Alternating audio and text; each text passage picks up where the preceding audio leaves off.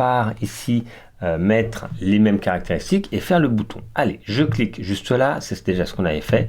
Hop, en titre H1. Ok, on va récupérer la même chose. Ici, c'était un bloc en H4, donc on va rester sur le même style. Ici, hop, H4. Et là, ici, on va pouvoir jouer sur l'italique. On peut également jouer sur la taille de ces éléments, ici avec les tailles prédéfinies. Donc on peut le mettre en par défaut, en petit, en grand, etc. Vous pouvez choisir. Allez, on va mettre petit d'ailleurs. Et je vais mettre petit ici, je reviens un petit peu en arrière. Excusez-moi, on va mettre les deux en petit. Donc là, visuellement, vous voyez, c'est toujours un peu bizarre parce que ça ne correspond pas exactement à ce qu'on voulait. Parce que là, on voit des petites images du titre, c'est un peu bizarre. Donc, c'est pour ça que je vous invite à aller souvent sur l'aperçu.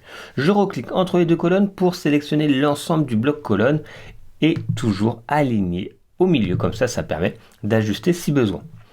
Donc, j'ai été vite, mais on a déjà tout vu. On va faire une prévisualisation comme ça. On va voir un peu ce que ça donne. Ici, la montagne en grand. Là, vous voyez, j'ai réécrit en plus petit.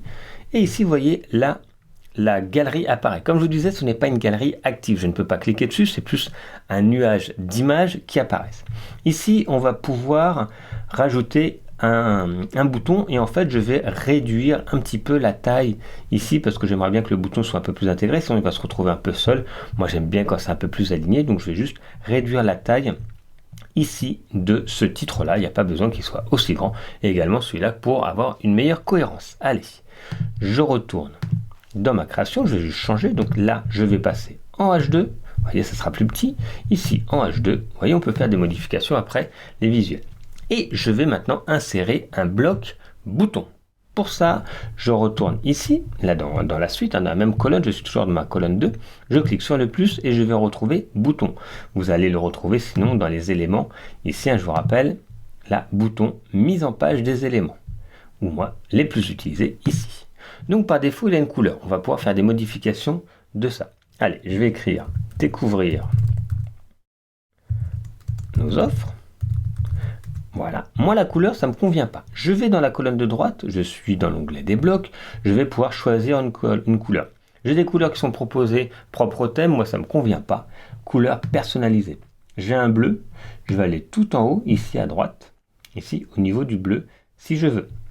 Vous voyez, ici c'est la valeur qui est là. Sinon, vous allez tout à droite où vous récupérez la même valeur. Moi, je vais la copier comme ça, on l'aura. Voilà. Là, j'ai mis pour le texte. On pourra mettre également pour le fond. Ok, je vais copier-coller la valeur que j'ai mis. Là, le problème, c'est qu'on ne voit plus. En fait, je vais mettre une couleur de fond et la couleur du texte en blanc finalement. Voilà, comme ça, on voit bien nos offres.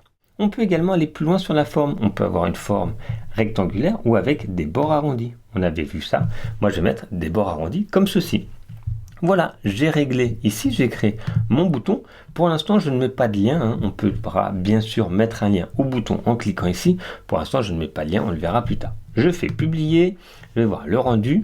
Donc, vous voyez, là, ça a bien réduit la taille. Si on veut, on pourra le remettre plus gros si vous trouvez qu'il y a mieux. Ici, montagne, et là, vous voyez, moi, ça s'accorde un peu mieux, c'est pour ça que je voulais ça. Et voilà, vous voyez, on avance pas à pas assez rapidement, et c'est assez simple de faire quelque chose de graphique, léger et créatif.